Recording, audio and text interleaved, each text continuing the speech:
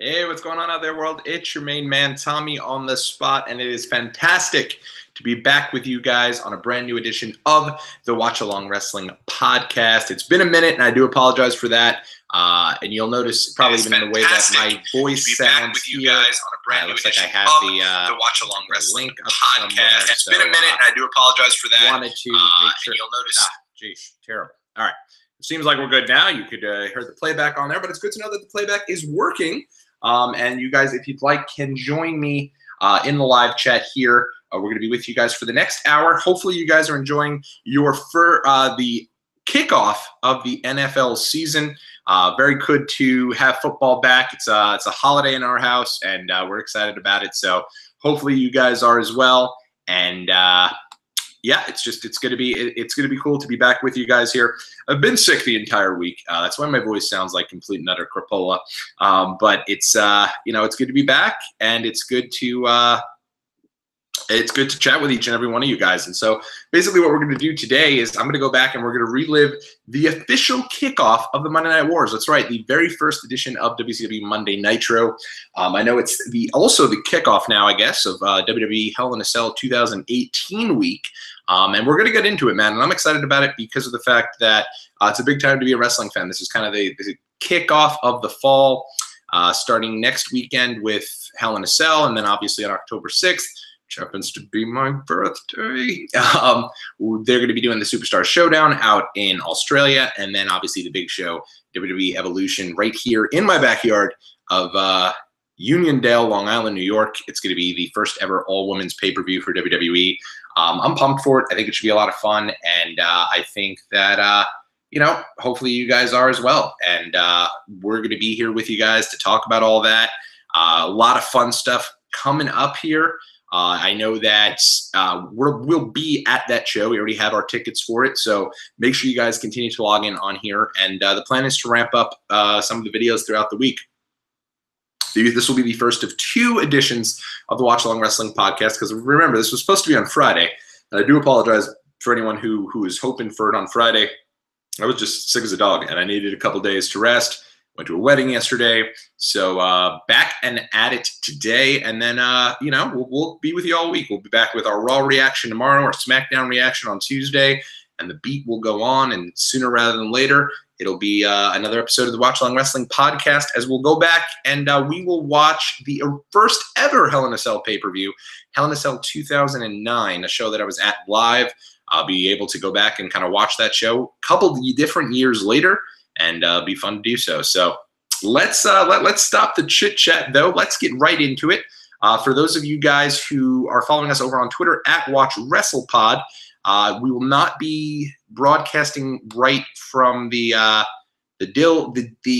site today. Instead, it's just going to be right here on the YouTube page. So hopefully you guys have been able to find that there. I see a couple of you guys have already joined in and are watching along, and we're going to get into it. So it's going to be a fun couple of days here on the site, and lots more fun stuff coming down the road. Wanted to talk with you guys too. Make sure you check it out if you guys are fans of my Disney side project, Disney 101. I do that show with my buddy Steve each and every week. This Thursday, we're looking at the top 5 best places to drink in Walt Disney World. We did just do our episode about our top 5 places to eat at Walt Disney World, so why not continue that trend and talk about the top 5 places to go ahead and drink. So that's something to kind of check out. It's something that you guys hopefully will enjoy, and we'll be able to talk with you guys about that later on. On top of that, with NFL kickoff happening, I know if there's folks that are tuning in here specifically to,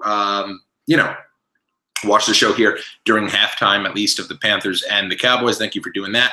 We're going to be starting our own football show as well. It will not be, I'll be doing that, but it will not be on this page. Check us out at WatchWrestlePod, or check me out on Twitter at Tommy on the Spot. It's going to be a football pick show as well as a football survivor pool type show. Maybe we'll have some guests on. Maybe we'll talk about some fantasy football as well and get you guys locked in for that season. Again, sometimes, man, you got to do your best to stay healthy, because sometimes things happen. And unfortunately, I would have loved to have kicked that off this week, but just, again, too many things going on in terms of, my body. My head, my heart wanted to get up and chat with everybody and start all these different podcasts and do all these different things. My body just was not letting me do it. But again, glad to feel better, glad to be back on here with you guys. And with that being said, let's talk about why we're here. It's the Watchalong Wrestling Podcast, the Monday Night Wars, WCW Monday Nitro, the first ever episode. Earlier last week, it was September the 4th, 1995. It was the launch of WCW Monday Nitro. So yeah, just a couple of days ago, it is the 23-year anniversary, the night that changed the wrestling landscape forever.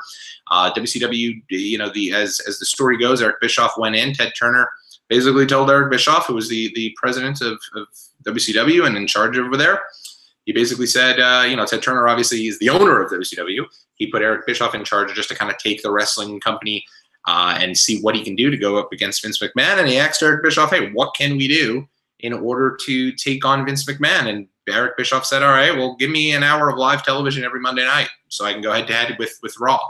And that's exactly what happened. That's exactly what they did.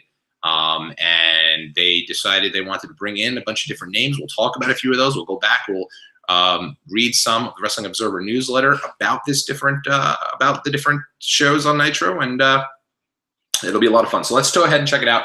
If you guys are joining us and you are checking us out and you have this stream here on the network, going to be a shorter show, by the way. We'll make sure we get you guys set for the end of the games if you guys are watching football. And this is only a 45-minute show, so this will fly right by. So let's go through it. Let's get to the action.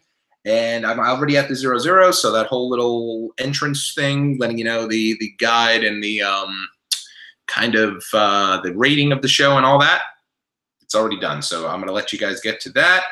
And here we go. In a 5, 4, 3, 2, 1. Well, let's press play. And away we go. Now, what I will say about one thing I've always loved about WCW, now I was never a huge WCW fan. I was always much more of a WWE fan growing up. We were told, that's how I was raised. Story goes, my dad started to become obsessed with wrestling around the time or so that I was a little kid, just born, 1986. And we watched all the different WWE shows. We watched none of the WCW shows, but then as time went on, my dad just started to try to get as much information about wrestling as possible, started to order all the different shows, and WWE, we'd order all the pay-per-views. We ordered like one WCW pay-per-view, and my family was just bored to tears by it. I don't remember what show it was. It was like in the late 80s, early 90s. Thought the wrestling itself was, the wrestling itself in WCW probably was better, but it was just boring to us. We didn't enjoy it. And we came back, Bash at the Beach 94, followed Hogan over, hated that show too, thought it was very boring. And so we never really got into WCW. But one thing I always appreciated was that they always did things a little differently in terms of watching their shows, in terms of where their shows were. They would always go ahead and do different things like on location, which I thought was super cool. They did a deal where they, here they are here in the Mall of America, which is a huge mall in Minneapolis, Minnesota, and packed about 2,000 fans in there. Obviously, you see Steve Mongo McMichael, former NFL player. They're doing commentary. Eric Bischoff made the joke how Steve McMichael's now came over where the big boys play, which was WCW's deal. And that's in reference to the fact that Steve McMichael was actually at that year's WrestleMania in 1995 in the corner of Lawrence Taylor. So it looked like he wanted to do that, but here it goes. And this is really cool. If you look around here, not only do you have people watching on the floor, but you see people watching on the upper level. You can see people kind of going around and just literally shopping, taking the escalator up and down to watch the show. And you can see as they're doing it, they're kind of like peering over and like, holy crap, there's a live wrestling show going on down there. So it seems like they didn't really even buy out the mall. It seems like the mall is just an active mall while they were doing their own, while they were doing their show. But look how cool that looks. That's just so different, so cool. It's what I loved about the original episodes of Shotgun Saturday Night WWE used to do, where they'd go back and they'd have like an episode of Shotgun from like Penn Station. So here's Brian Pillman, Flying Brian Pillman and Jushin Thunder Liger. And this is one of the things that's one of the things WCW was really known for at the time was having those high flyers, having those cruiserweights, which you really weren't getting too much of in WWE. Shawn Michaels was doing this show every show. This is right after WWE SummerSlam. 95, which had the great Shawn Michaels Razor Ramon ladder match and the great Hakushi 1-2-3 Kid match. But for the most part, the bigger guys on that show, and the guys in the main events, at least in WWE at the time, were like Diesel and King Mabel, one of the worst SummerSlam main events ever. So this was WCW trying to provide a bit of an alternative and trying to really take on WWE. So why not showcase two of the premier athletes in WCW and be able to do that, live. And another thing that's interesting is they were live. WWE wasn't always live with Raw. A lot of Raws were taped ahead of time at the time. So you never, live TV is always fun because you never know what's going to happen. That's why we do these shows live. You never know what's going to happen.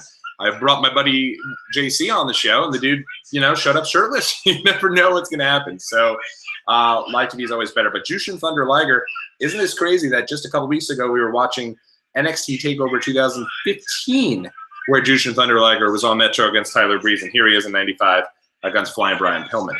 This is before Pillman did the loose cannon character, by the way. So pretty cool there to kind of see him doing his thing and to see him having a good time with it. So and still, having something that's kind of there. So really good stuff, at least in my opinion. One thing I wanted to talk to you guys about was a little bit about what they were saying about WCW Nitro in the Observer and some of the names that I thought was really interesting. So this, I believe, and by the way, you could always sign up, and I'm a loyal subscriber for a long period of time over on f4wonline.com. It's a great bang for your buck. Getting all these observers, all your wrestling podcasts and news updates and everything. Come with a little bit of a sloppy Hurricane Rana, but one thing I really kind of like about it is you have Bobby Heenan mentioning that he didn't really get all of it, or maybe it was Eric Bischoff, but somebody said he didn't really get a lot of it. Why not make mention of it? A lot of times, if this is real sport, you're not going to be able to get everything as crisp as you'd want it to be. Look at Big Ben today. You think he wanted to throw a whole bunch of picks? No, that happens. But in any event, so one thing I thought was interesting, this was about in the August 7th, 1995 edition of The Observer. World Championship Wrestling's efforts in bringing in quality workers to boost the proposed Monday night television show seem to be evaporating like water in a heat wave.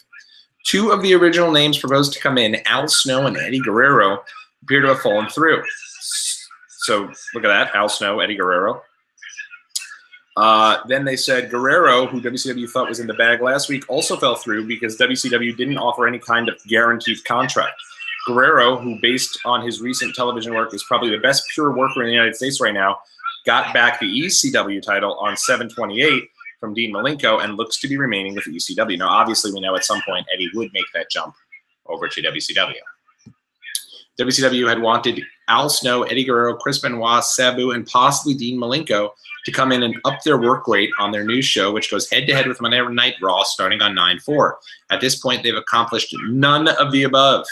Now, they would get all of them at some point. Even Sabu had come over to WCW. Actually, I'm not sure Al ever did, because Al kind of was in WWE and then ECW. I don't think Al did, but obviously Benoit, Guerrero, Sabu, and Malenko had. But it says, they said, because it appears the company won't be offering any newcomers contracts and, in fact, is constantly looking for ways to cut the payroll, which is crazy to think because you hear all those stories about, how much Ted Turner would just shovel out money and give it huge contracts right and left. Now, once they do explode, and once WCW becomes an even bigger deal, it's crazy to me as we watch this show. By the way, that you see all these people just walking around the mall. Like I would think they would build up and do this show a little more.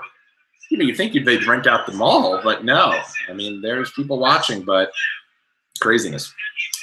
So there had been a concern expressed by several of the names about that WCW has been unable to get anyone over. The Benoit's treatment when he was in WCW, along with the treatment of both Brian Pillman and Steve Austin, who have been with the company for years, and two of the three or four best workers in the company seemingly have had their careers go nowhere. Says, all right, so now we're talking about, this is now the edition of The Observer right before WCW Nitro had started that we're going to jump to in a second. But first, let's watch a little more. By the way, you could tell there's somebody in the crowd with a Hacksaw Jim Duggan 2x4, like a stuffed 2x4. It looks like.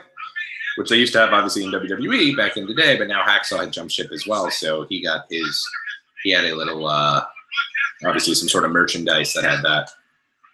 Ooh, such a crisp drop kick there.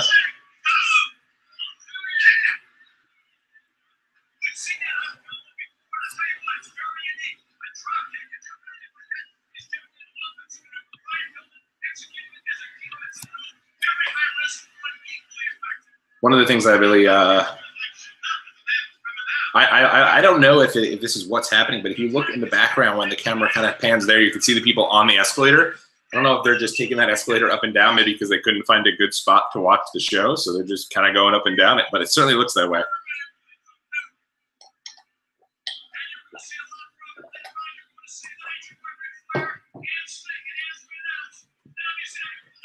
You can tell they're really trying to build up this first episode of Nitro. Not only do they put these two guys on who just completely kill it, but at the same time, they're bringing up the fact that, you know, Sting and Ric Flair are on the show, and they're having a match on the show. And then on top of that, you have Hulk Hogan, who's the champion and guy who wasn't on television all the time.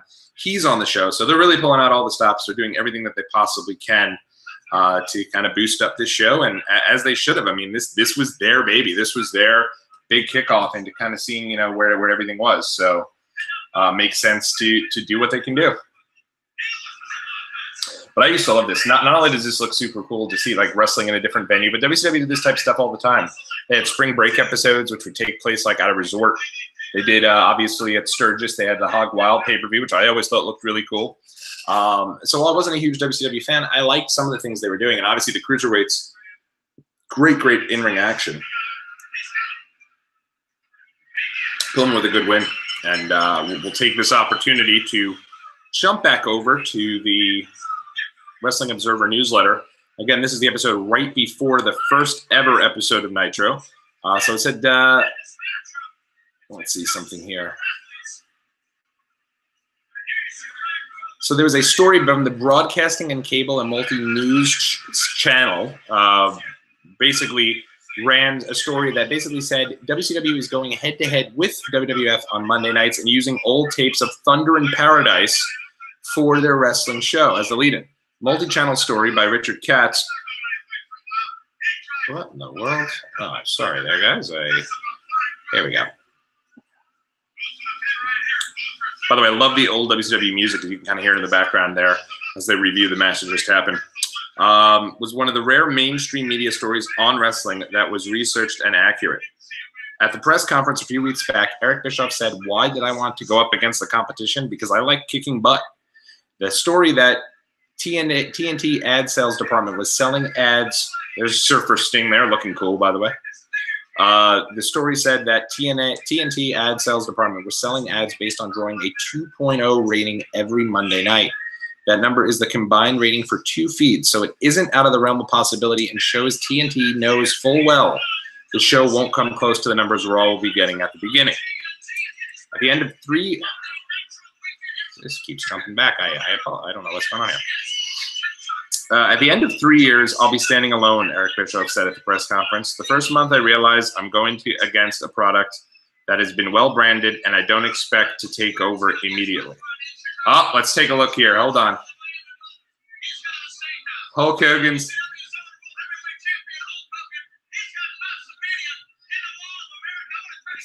So yeah, you can hear, let's listen to Bischoff here as he interviews Hulk Hogan at Pasta Mania, his own store in the Mall of America.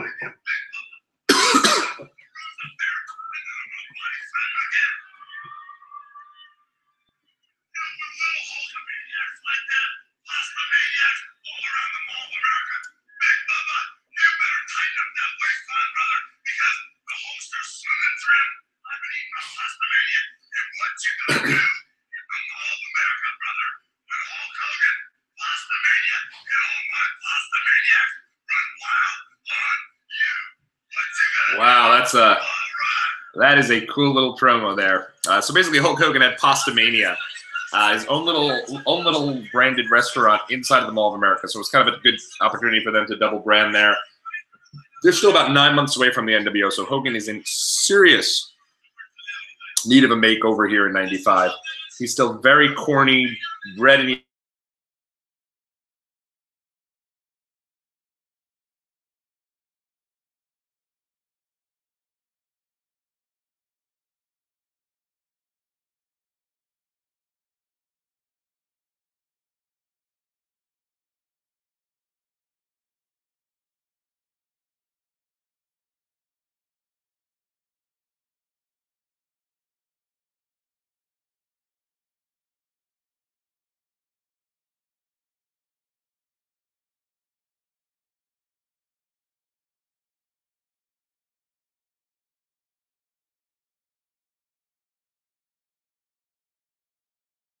hang in there. All right. Looks like we are now back on the air. I'm not sure what happened. We lost the feed there. Perhaps it was the kind of jumping around there, but it does seem that things are back and running the right way. Yes, we are on the air. Good stuff. That's why it's always important to kind of monitor the feed over here. But it does seem like we're back on the air there. It seems like we can't really bounce around too much and talk about all that. So I'm going to try to pull up the piece that I was reading from The Observer, because I do think that's really, really good stuff. So let me kind of check that out and kind of see. Yeah, all right. All right, so they had talked about, and we were kind of discussing there, back on the air, by the way. Good to see everybody. Thank you guys for jumping back on with me. Looks like we lost for only a second, and that the feed is now strong, and we're on the air. Good, excellent. So we'll make sure we keep that camera feed up. I think the problem was I had drifted to another screen while we were on the air, and I think that can't happen. I have to keep this on, or they don't view anything. God knows, but we're on the air, and we're good to go. So, And now here you go. So Lex Luger has made an appearance in the middle of Ric Flair and Sting, right at the start of their match. And this was a huge deal. Luger was a major part of WWE television and storylines at this point. Obviously a mainstay for the last 2.5 years in WWE. And now there he is, right there back in WCW in the entranceway, and it kind of rocked the entire world. We're going to talk about all that here in a little bit.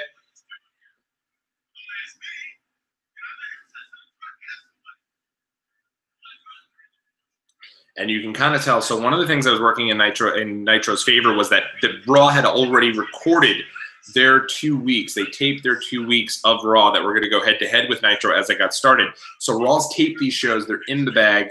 And one of the things that was really kind of cool about it was, you know, so they tape these shows. They can't even go back now and mention the fact and go up against the fact that Lex Luger is already over there. So let's take a quick look here. And all right. So this is what Dave Meltzer had to say about Lex Luger showing up, because, you know, while Flair and Sting are killing it here, we're gonna kind of give you guys a little bit of a backstory, but they really are, and you can tell the crowd is in a frenzy now. They're like, "Holy crap, Lex Luger just showed up! What the hell's going on? He's a WWE guy."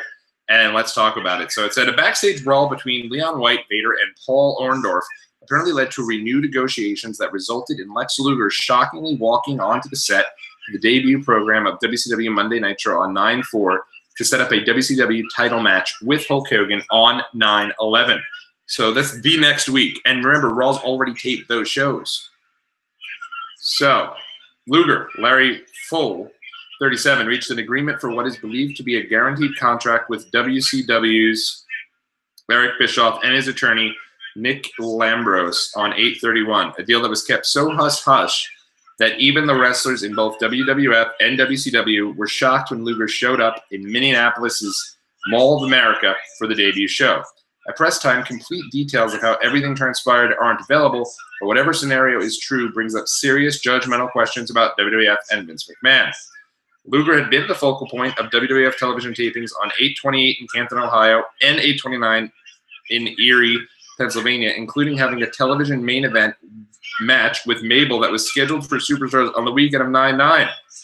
where he would have been left laying after a DQ win by Men on a Mission and Davey Boy Smith. Whether this airs in the commentary track, which is usually put together in the midweek, makes references to the beating scaring Luger so bad he left or something to that ilk, or the match is erased and Luger is never referenced to again, is a decision that will have to be made. Because the interview where Luger issued the challenge for Mabel has already aired, they may air the match although it would air after the fans have already seen Luger walk out on Nitro. Pretty insane if you think about that. Both Luger and Bischoff were claiming that Luger was working for WWF without a contract, thus free to leave WWF on a moment's notice. Why McMahon would push someone without a contract, a similar situation to Randy Savage, after Savage's situation is questionable enough, it's even more questionable being Luger, who was well known that just a few weeks ago was involved in serious negotiations with WCW for basically the same situation and angle that he ended up doing. Indeed, the first set of negotiations between Luger and Bischoff were going on. Word from Titan was that Luger did have a contract which had expired in late October.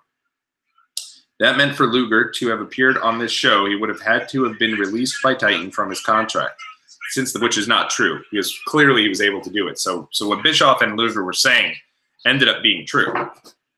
Since the primary reason both groups sign wrestlers to wrestling contracts as opposed to merchandising contracts in the first place is to prevent exactly what happened in this case, and McMahon's contracts have always been strong enough to prevent several big-name wrestlers, Bret Hart and Ted DiBiase among them, from going to WCW in the past for bigger money guaranteed deals. Why McMahon in this situation would let Luger go is an even bigger question. Even more because Luger basically thumbed his nose at the WWF in the first interview, saying that WCW belt was the only world title in wrestling and that he was tired of wrestling with kids and wanted to be with the big boys, which is coming up. And we're going to get to that.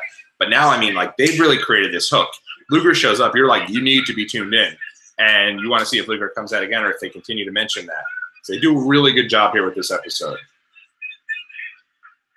The Luger deal had fallen apart a few weeks ago over money. WCW was only willing to offer him $1,000 per night with no guarantee of a number of dates per year, but apparently was put back together when the future of Vader in WCW became cloudy after a brawl. And now here's Arn Anderson.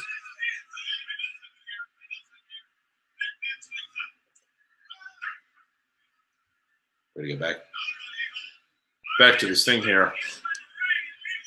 Well, before we talk about the Vader part,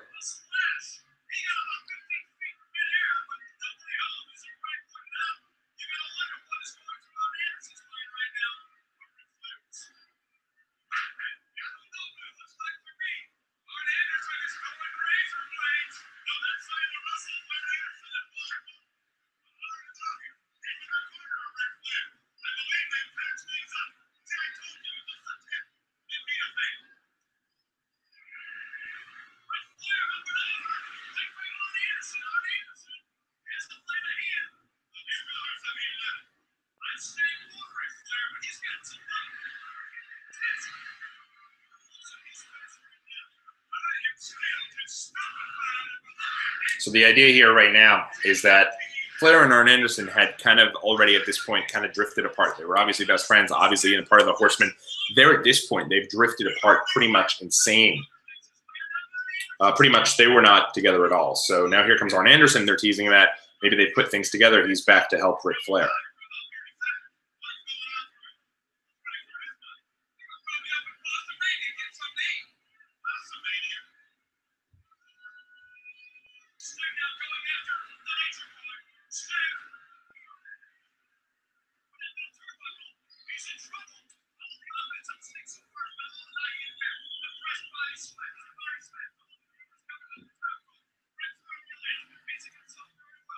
So now here, like, if you're just a WCW fan and you're just tuning in, you're like, you've just seen that great match, but it hasn't been too long to kind of like, you know, overtake everything. You're seeing two of the best here, probably the two most focal names in WCW history, and Ric Flair and Sting. They're, you know, probably the two names that are most synonymous with WCW. They're on the first episode of Nitro and the last, ironically enough, 6 years later. And at the same time, if you're a WWF fan and wants to try something else out, You know now that, holy crap, Lex Luger just showed up, and let me tune in because you've got Hulk Hogan going up against the former Big Boss Man, Bubba Rogers, in the main event. But let's take a quick gander as to what's going on with Vader, because that was a big story. So the White Orndorff situation had taken place Wednesday afternoon, several hours before the television taping at Center Stage, which is in Atlanta, and actually where they did some of the NXT tapings more recently for some of their shows. White, who according to one report had arrived late for the building, was told by Orndorff that they wanted him out for interviews with Gene Okerlund. Should be noted that for whatever reason, there was prior heat between the two of them before this took place. White was taking his time and Orndorff started yelling at him, not in as much a bad way that one would figure a high school football coach yelling at a player. WCW officials were saying that if they didn't hurry up and finish the interviews, they'd have to pay dinner, pay for the crew because they were already behind on schedule. So here comes, by the way, now. So we'll take a pause here because you can see that it looks like Arn's going to help out Ric Flair here, and he's there to help him out, and they're kind of getting back together. The crowd's super into Arn, and there they go. They're brawling a bit.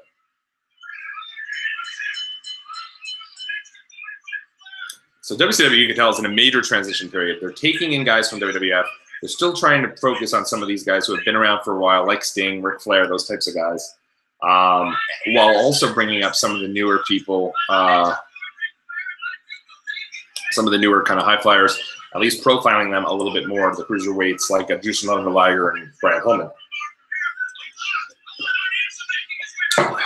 So that's cool nonetheless. That's some great homemade iced tea, by the way, if you're wondering what the drink of choice is today. Again, I've been sick. Normally I have some sort of cool craft beer to talk about, but not today. There's Scott Norton, by the way. God.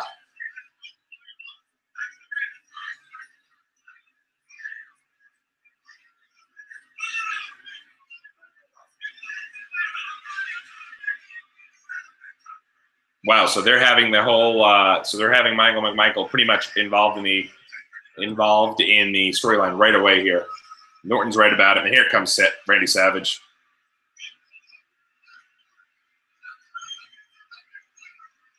So it's a way to get Randy Savage on the show as well, and also Premier Scott Norton, profile Scott Norton, who had already had a pretty well-established career, in Japan, and was now going to be more profiled more heavily in WCW as kind of a killer heel, and they had the big match here, and they're obviously going to set this up for next week's Nitro. So next week's Nitro, they're already starting to build for that. Hey, you didn't get to see Randy Savage wrestle this week, but you're going to get to see him next week. Here we go. Savage damn near fell off there too, by the way, off the rope. Wow, that looks like some hell of a. I will say, Minneapolis Mall of America looks beautiful and really freaking big.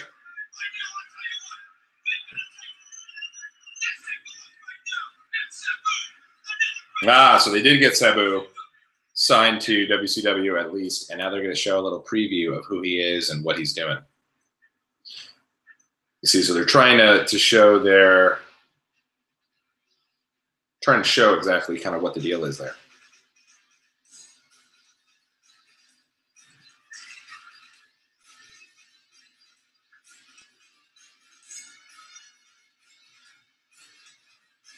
So by the way, they so kind of just doing some research here on the Mall of America. It had actually opened in '92 as the largest mall in terms of space, which now actually includes the Nickelodeon universe, and allows people to kind of get in and do that as well.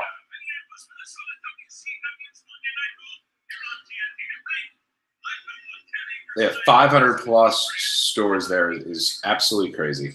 500 plus stores in one mall. Wow. That's insane. That's nutty. Wow.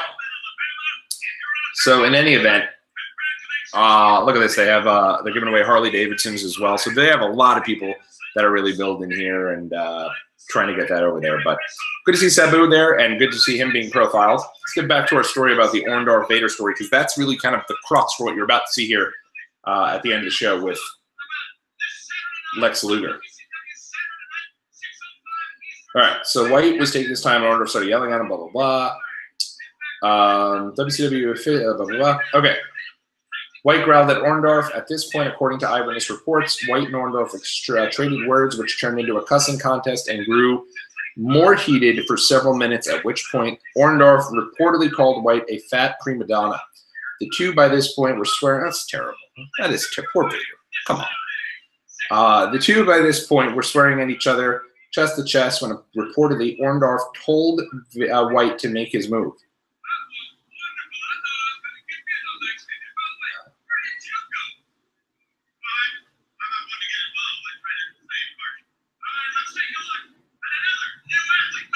Okay, let's take a pause here so you guys could hear Michael Wall Street. In the past, people have talked and talked and talked about the new generation. But in Mr. Wall Street's estimation, the new generation is nothing more than the few generation. And that is why I'm here in WCW. Because it is about power. It is about money. And right here where the greatest wrestlers in the world are, Hulk Hogan, Randy Savage, Sting, Vader. Now you've added to the list Mr. Wall Street. Oh, and I'm sure that the IRS is going to be watching me real close. But that's fine, because as you go down the road into WCW, people are going to know for sure that Michael Wall Street is a real player. Michael Wall Street, of course, the former IRS, who's now pretty much doing a $1 Million Man gimmick, complete with the black coat with the little dollar sign up on the lapel. And you could tell him there kind of taking a jab at the new generation here in, obviously, the WWF, which was the big thing that WWF was doing. So in any event, Orndorff got up and went down to, okay, so they went into a chest-to-chest where reportedly Orndorff told White to make his move. After more of a chest-to-chest swearing contest, White threw a palm blow to the chest, which knocked Orndorff down. Orndorff got up and went to tackle White, and while this was going on, the other wrestlers largely did what was described as a pathetic pull-apart with everyone around. Orndorff threw a perfect left, which is his weak arm, to White's head and knocked him silly, with White hitting the deck. At this point, Orndorff threw kick after kick at the stunned White's face, while White tried to cover up in the fetal position on the ground before it was broken up. Orndorff was wearing sandals, so it was minimized the damage from the kicks, as compared to the cowboy boots that most wrestlers wear. White's face was a mess at this point, with both eyes puffed up from the kicks and a bloody lip, and if Orndorff had been wearing cowboy boots, the potential damage could have been very serious. White was stunned on the ground for several minutes before he finally got up, got his bearings together. When he finally recovered, he went to the office that Orndorff was in, and the two started arguing again and went to blows. This time they traded punches, with Orndorff coming out with a black eye and a bloody lip, and White, who went into the room with a messed up face, came out even messier because the two were separated, before the two were separated again. And they're talking about Lex Luger showing up unannounced with a black guy, worked his scheduled squash match at the taping against Barry Houston. Orndorff became something of a John Wayne type hero in the front office since White outweighed him by about 200 pounds and is 7 years younger. And Orndorff, who had a reputation for being a tough guy going back in the early 80s, came out of the confrontation in far better shape. There used to be a joke in wrestling because Orndorff was an avid hunter that Orndorff really didn't need a weapon to go hunting. Pretty damn crazy situation. And from there, I mean, they did say that Orndorff basically said he would have no problem with White coming back and didn't want to stand in the way of a decision to bring him back. According to WCW sources, White is said to have been apologetic for everything that happened. Still, two signs that White being brought back is far from certainty are both the appearance of Luger taking Vader's spot on the 9/11 show, which we're about to find out about in about 5 minutes, give or take, and the fact that during the entire Nitro broadcast, Vader's name was never uttered except in a pre-produced War Games commercial. Since White is known for being very smart when it comes to his personal business, losing this deal over something like this would be a huge mistake. Wow. So that's pretty much where they're at with that. Yeah, pretty cool.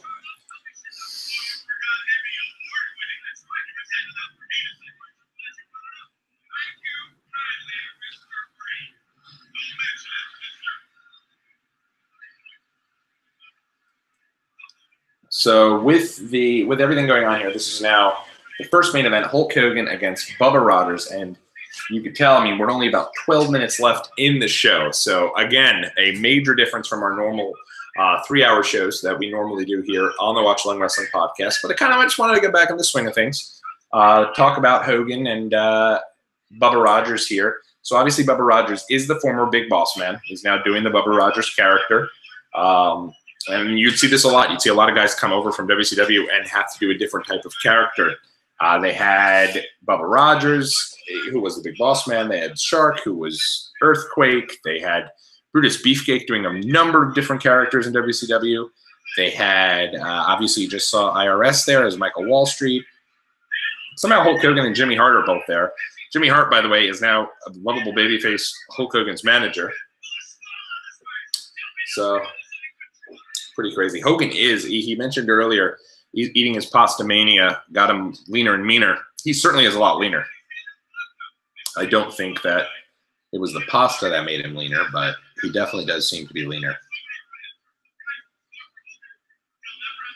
Go back and watch him in the early 90s, late 80s. He was ripped to shreds and 24-inch Python's brother and everything else. And now here he's just, looking like he's obviously in good shape, but a little different than what you're used to seeing here from Hogan back in the day.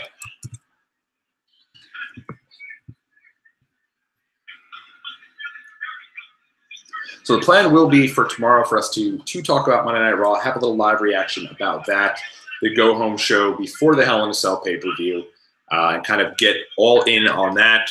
No pun intended, though I can understand why you'd think there'd be a little bit of a pun there.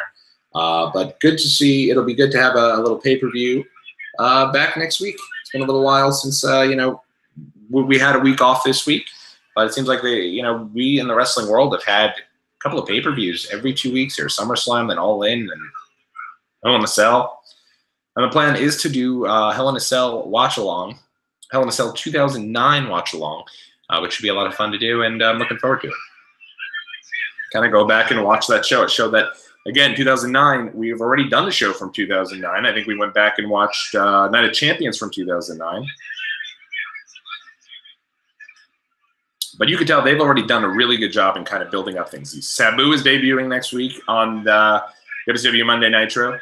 You already have Scott Norton, who they built up as Big Scott Norton. He's going up against Macho Man Randy Savage. Savage's first appearance on this show.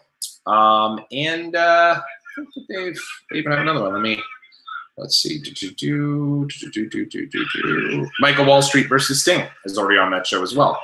So you're getting Michael Wall Street on the show. They previewed 2 different characters just in 1 hour. You've got to give them a lot of credit. I mean, you've had 3 decent to solid matches on this show. I thought Sting and Flair was good. I thought Pillman and Liger was even better than that.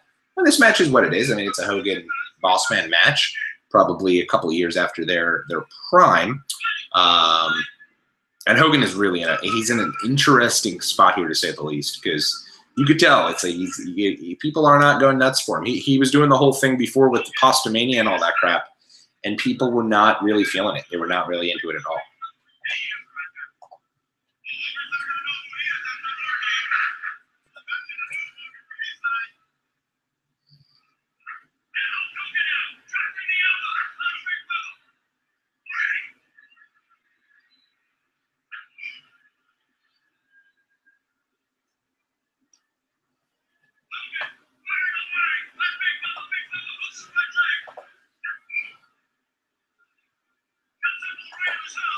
You have now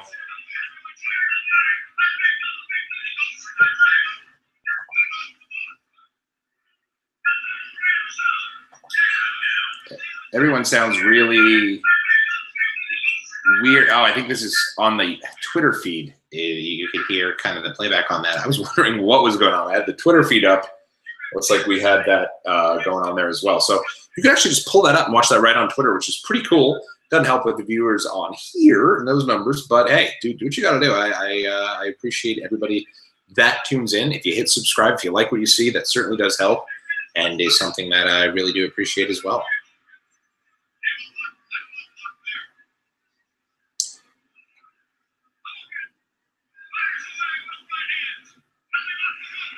Oh.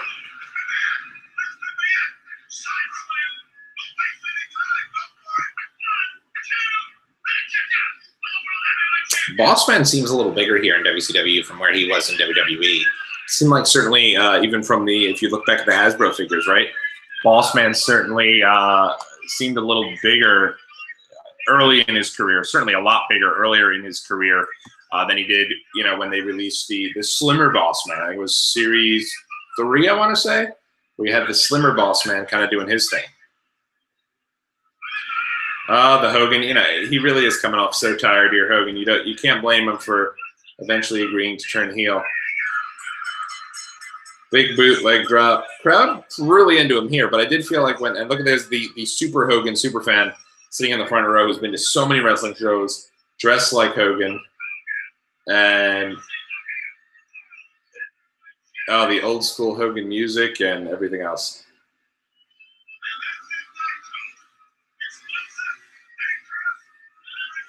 Yeah, those fans do have a couple different fans have the 2x4, the foam 2x4, the foam Hogan, loads Zeals, pretty cool.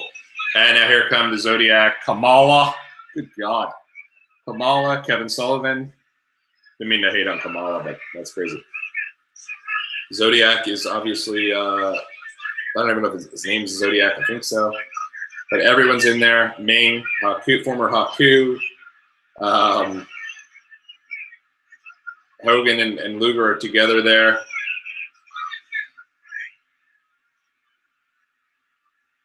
And this is just a couple weeks right before WCW did have a big pay-per-view coming up. Savage and Sting in the middle of the ring. And we're going to listen to Luger's post deal here. Let's see.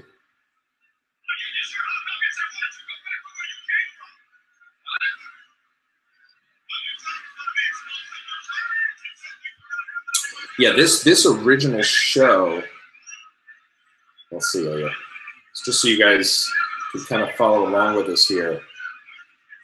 This particular show was just a couple weeks, just less than 2 weeks before Fall Brawl 1995, which was a WCW pay-per-view that was going to be headlined by Hogan, Savage, Sting, and eventually Luger going up against Avenging the Doom, which you just saw, the Shark and Ming and Zodiac and Kamala. So Zodiac, Brutus Beefcake. The Shark was Earthquake. And yeah, now they're going into their final segment here, and they're leaving you with this visual, really cool visual must have been from the tippy top of really the entire top of WCW, of the Mall of America. Really cool spot. Yeah. So Vader is in this match here. He was eventually taken out, and he eventually did not come back to WCW. And was replaced basically everywhere by Lex Luger. And basically all of his programs Luger took over. So let's listen to Luger's.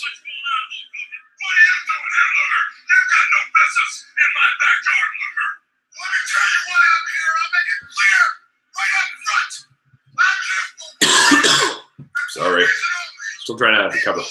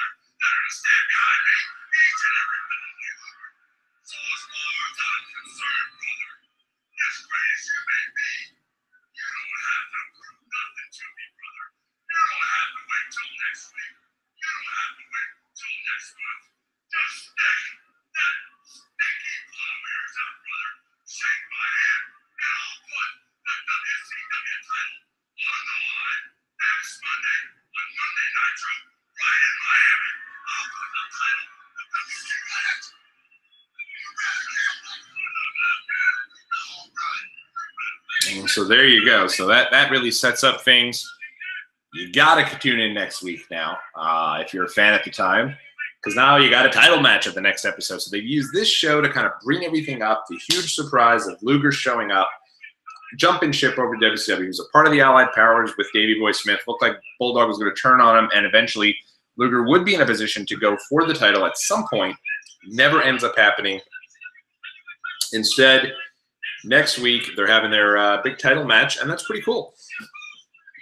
They've done a really good job throughout this show of getting you to want to tune in next week, and also to help spread the word. And now if you're a fan of WCW and you usually tune in on Saturday nights for the Saturday night show, you figure that show, which has been their premier broadcast, is now more of a hype piece for all things WCW and WCW Nitro.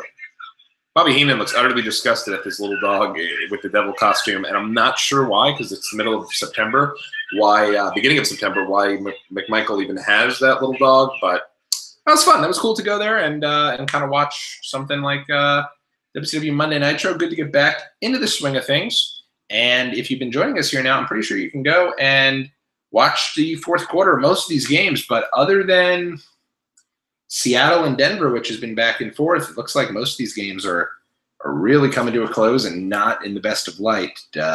So, yeah, Panthers all over the Cowboys. You got to figure that was going to happen. And but, yeah, I'm very surprised that Washington's smoking Arizona, that KC's beaten San Diego, LA rather. A lot of people picked the Chargers to make it through. So settle in for those games. Enjoy them. Get ready for Sunday Night Football if you are a football fan. If not, then I invite you guys to join us tomorrow night, and we'll be reviewing all things Monday Night Raw, the go-home episode before Hell in a Cell. Looks like they've been kind of trying to revamp their storylines post-SummerSlam a little bit, so we'll be able to kind of see what's going on there. But a fun little episode of Nitro, a fun thing to go back and watch. I was never even a WCW fan, so it's cool to go back and just watch something completely different. And now things should really pick up from here. Follow me on Twitter at TommyOnTheSpot or at WatchWrestlePod, and we'll be back real soon with a lot more fun stuff.